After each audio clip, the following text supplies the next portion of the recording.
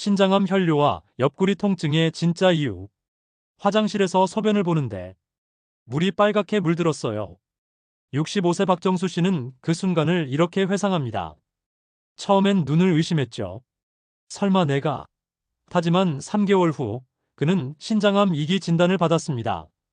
만약 그때 그냥 넘어갔다면 어떻게 되었을까요? 혈뇨와 옆구리 통증. 당신도 한 번쯤 경험해봤을 이 증상들이 사실은 신장에서 보내는 마지막 경고 신호일 수 있습니다. 오늘 우리가 반드시 알아야 할 신장암의 숨겨진 진실들을 파헤쳐 보겠습니다. 신장암, 시니어에게 흔한 암 중 하나. 신장암, 많은 분들이 생소하게 느끼실 텐데요. 하지만 이 암은 생각보다 우리 주변에 훨씬 가까이 있습니다. 특히 50세 이상 중장년층에게서 발생률이 급격히 증가하고 있어요. 통계를 보면 놀라실 겁니다. 신장암은 국내 남성 암 발생률 8위, 여성 12위를 차지하고 있습니다. 매년 약 5천 명 이상의 새로운 환자가 발생하고 있죠. 더 충격적인 것은 최근 10년간 발생률이 30% 이상 증가했다는 사실입니다. 왜 시니어에게 더 흔할까요? 신장은 우리 몸의 필터 역할을 하는 기관입니다. 70에서 80년간 쉬지 않고 일하면서 독소를 걸러내다 보니 세포 손상이 누적되는 것이죠. 마치 오래 쓴 정수기 필터가 오염되는 것과 같은 원리입니다. 김철호 씨는 73세에 신장암 진단을 받았습니다. 평생 건강하게 살았는데 왜 하필 나한테? 하지만 의사는 이렇게 설명했습니다. 오히려 건강하게 오래 사신 분들에게 더 흔히 나타나는 암입니다. 나이가 들면서 자연스럽게 발생할 수 있어요. 혈뇨, 그냥 지나치면 위험하다. 피가 섞인 소변을 봤는데 며칠 지나니까 괜찮아졌어요. 이런 생각, 정말 위험합니다. 혈뇨는 신장암의 가장 대표적인 초기 증상 중 하나거든요. 혈뇨에는 두 종류가 있습니다. 눈으로 봤을 때 붉은색이 보이는 유관적 혈뇨와 현미경으로만 확인할 수 있는 미세혈뇨죠. 많은 사람들이 미세혈뇨는 문제없다고 생각하는데 이는 큰 오해입니다. 이순자 씨의 경우를 보겠습니다. 건강검진에서 소변 검사 결과 미세혈뇨가 나왔지만 별것 아니겠지 하고 넘어갔습니다. 하지만 1년 후 유관적 혈뇨가 나타나기 시작했고 병원에서 정밀검사를 받은 결과 신장암이 발견되었습니다. 혈뇨가 나타나는 이유는 무엇일까요? 신장 내에 생긴 종양이 주변 혈관을 침범하거나 손상시키면서 혈액이 소변과 섞여 나오는 것입니다. 처음에는 간헐적으로 나타나다가 점차 지속적으로 변할 수 있어요. 특히 주의해야 할 것은 통증 없는 혈뇨입니다. 아프지도 않은데 뭐가 문제겠어? 하고 생각할 수 있지만 오히려 이런 경우가 더 위험합니다. 신장암으로 인한 혈뇨는 초기에는 통증이 거의 없거든요. 옆구리 통증, 단순 근육통이 아닐 수 있다. 허리 아픈 게 나이 때문인 줄 알았어요. 60대 회사원 최민호 씨는 6개월간 지속된 옆구리 통증을 단순한 근육통으로 여겼습니다. 하지만 통증이 점점 심해지고 진통제로도 가라앉지 않자 병원을 찾았고 그곳에서 신장암 진단을 받았습니다. 신장암으로 인한 옆구리 통증은 일반적인 근육통과는 다른 특징이 있습니다. 첫째, 지속적이고 둔한 통증입니다. 자세를 바꿔도 나아지지 않고 휴식을 취해도 쉽게 사라지지 않아요. 둘째, 통증의 위치가 특이합니다. 등 뒤쪽 갈비뼈 아래, 허리 위쪽 부분에 나타나며 때로는 복부 쪽으로도 퍼질 수 있습니다. 마치 속에서 무언가가 압박하는 듯한 느낌을 받을 수 있죠. 박영희 씨는 이렇게 말합니다. 처음에는 앉아있을 때만 아팠는데 나중에는 누워있을 때도 아팠어요. 특히 밤에 더 심해져서 잠을 제대로 잘 수 없었죠. 하지만 모든 신장암 환자가 옆구리 통증을 경험하는 것은 아닙니다. 종양의 크기나 위치에 따라 다를 수 있어요. 작은 종양의 경우 아무런 증상이 없을 수도 있습니다. 이것이 바로 신장암이 조용한 암이라고 불리는 이유입니다. 체중 감소와 피로감도 주의해야 한다. 요즘 밥맛이 없어서 살이 빠지나 보다. 하지만 특별한 다이어트를 하지 않았는데 체중이 계속 줄어든다면 이는 신장암의 또 다른 경고 신호일 수 있습니다. 암세포는 우리 몸의 에너지를 빼앗아갑니다. 정상 세포보다 20배 이상 빠르게 증식하면서 엄청난 양의 영양분을 소모하죠. 그 결과 환자는 평소보다 훨씬 적게 먹게 되고 먹어도 살이 찌지 않게 됩니다. 김수진 씨의 경우를 보겠습니다. 평소 62kg을 유지하던 그녀는 3개월 만에 55kg까지 체중이 감소했습니다. 다이어트한 것도 아닌데 이상하다 싶어 병원을 찾았고 신장암 초기 단계에서 발견할 수 있었습니다. 피로감 또한 무시할 수 없는 증상입니다.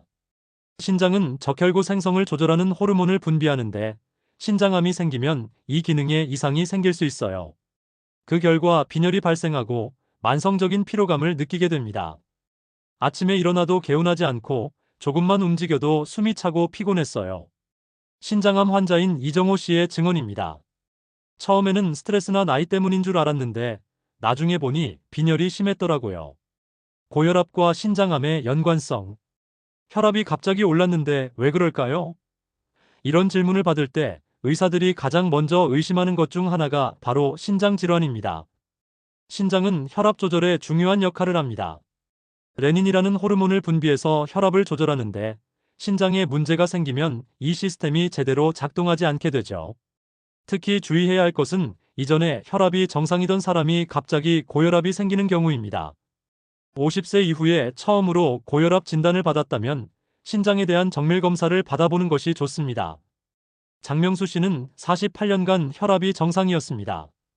그런데 49세가 되면서 갑자기 수축기 혈압이 180mmHg까지 올라갔어요.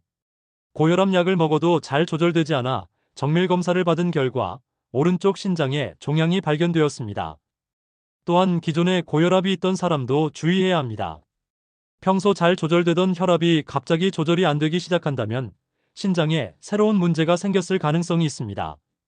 흡연이 신장암 위험을 높인다. 담배는 폐암만 걸리는 줄 알았는데 하지만 담배의 해악은 폐에만 국한되지 않습니다. 신장암 발생 위험도 2에서 3배 증가시키거든요. 담배 연기에는 60여 종의 발암물질이 들어있습니다. 이 물질들이 혈액을 통해 신장으로 운반되고 신장에서 소변으로 걸러지는 과정에서 신장세포를 지속적으로 손상시킵니다. 박철수 씨는 30년간 하루 한 갑씩 담배를 피웠습니다. 건강에 안 좋다는 건 알았지만 신장암까지 생길 줄은 몰랐어요. 65세에 신장암 진단을 받은 후 금연을 시작했지만 진작 끊을 걸 하는 후회가 앞섭니다. 더 놀라운 사실은 간접 흡연도 위험하다는 것입니다. 흡연자의 배우자나 가족들도 신장암 발생 위험이 20에서 30% 증가합니다. 담배 연기에 노출되는 것만으로도 위험하다는 뜻이죠. 하지만 희망적인 소식도 있습니다. 금연 후 5년이 지나면 신장암 위험이 절반으로 줄어들고 15년이 지나면 비흡연자와 비슷한 수준까지 내려갑니다. 지금이라도 늦지 않았습니다. 가족력과 유전적 요인. 우리 가족은 암 가족력이 없어서 괜찮을 거야. 과연 그럴까요? 신장암의 약 5에서 10%는 유전적 요인과 관련이 있습니다.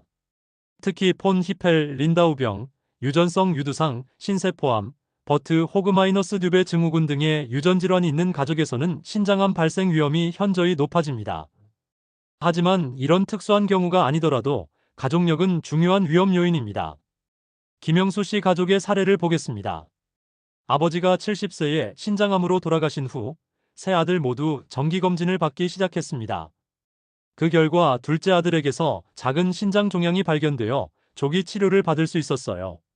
직계 가족 중 신장암 환자가 있다면 발생 위험이 2배에서 4배 증가합니다.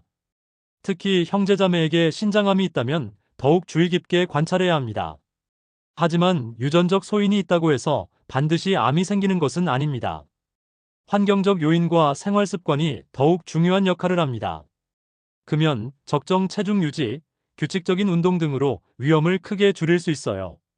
조기 발견을 위한 검사 방법. 검사가 무서워서 미루고 있어요. 하지만 조기 발견만큼 중요한 것은 없습니다. 신장암은 초기에 발견하면 5년 생존율이 95% 이상까지 올라가거든요. 가장 기본적인 검사는 복부 초음파입니다. 간단하고 부담 없이 받을 수 있으면서도 신장의 모양과 크기, 종양의 유무를 확인할 수 있어요. 50세 이상이거나 위험 요인이 있다면 매년 한 번씩은 받아보세요. CT 검사는 더욱 정밀한 진단이 가능합니다. 조영제를 사용한 CT에서는 종양의 혈관 분포까지 확인할 수 있어 치료 계획을 세우는 데 도움이 됩니다. 이영희 씨는 건강검진에서 우연히 신장 종양이 발견되었습니다. 증상이 전혀 없었는데 검사에서 나왔어요. 정말 다행이었죠. 2cm 크기의 초기 신장암이었는데 부분절 제술로 완치될 수 있었습니다. 혈액 검사도 중요합니다. 신장 기능을 나타내는 크레아티닌, 요소질소 수치와 함께 빈혈 여부를 확인합니다. 소변 검사에서는 혈뇨나 단백뇨를 찾아볼 수 있어요. 건강한 식습관과 생활 습관이 중요. 예방할 수 있는 방법이 있을까요? 물론 있습니다. 올바른 생활 습관으로 신장암 위험을 크게 줄일 수 있어요. 먼저 비만을 피해야 합니다. 체질량 지수 BMI가 30 이상인 비만인의 경우 신장암 위험이 2배 이상 증가합니다. 특히 복부 비만은 더욱 위험해요. 지방 조직에서 분비되는 호르몬들이 암 발생을 촉진할 수 있거든요. 식습관도 중요합니다. 짠 음식과 가공육의 과도한 섭취는 피하고 신선한 채소와 과일을 충분히 드세요. 특히 토마토, 브로콜리, 시금치 같은 항산화 성분이 풍부한 음식들이 도움이 됩니다. 물을 충분히 마시는 것도 중요해요. 하루 8잔 이상의 물을 마시면 신장을 통과하는 발암물질의 농도를 희석시켜 위험을 줄일 수 있습니다. 규칙적인 운동은 필수입니다. 주 3에서 4회, 30분 이상의 유산소 운동은 면역력을 높이고 호르몬 균형을 맞춰줍니다. 산책, 수영, 자전거 타기 등 무리하지 않는 선에서 꾸준히 하는 것이 좋아요. 신장암 치료법과 예후. 치료 방법은 암의 크기와 진행 정도, 환자의 전반적인 건강 상태에 따라 결정됩니다. 초기 신장암의 가장 효과적인 치료는 수술입니다. 과거에는 신장을 전부 제거하는 근치적 신절 제술만 가능했지만 최근에는 부분절 제술이 많이 시행되고 있어요. 종양만 제거하고 정상 신장 조직은 보존하는 방법이죠. 로봇 수술도 활발히 시행되고 있습니다. 3D 고화질 영상과 정교한 로봇팔을 이용해 더욱 정밀한 수술이 가능해졌어요. 흉터도 작고 회복도 빨라 환자들의 만족도가 높습니다. 진행된 신장암의 경우에는 표적 치료제를 사용합니다. 수니티닙, 파조파닙 같은 약물들이 종양의 혈관 생성을 억제해 암의 진행을 늦춥니다. 최근에는 면역치료제도 좋은 결과를 보이고 있어요. 니볼루맙, 펜브롤리주맙 같은 약물들이 환자 자신의 면역 시스템을 활성화해 암세포를 공격하게 합니다.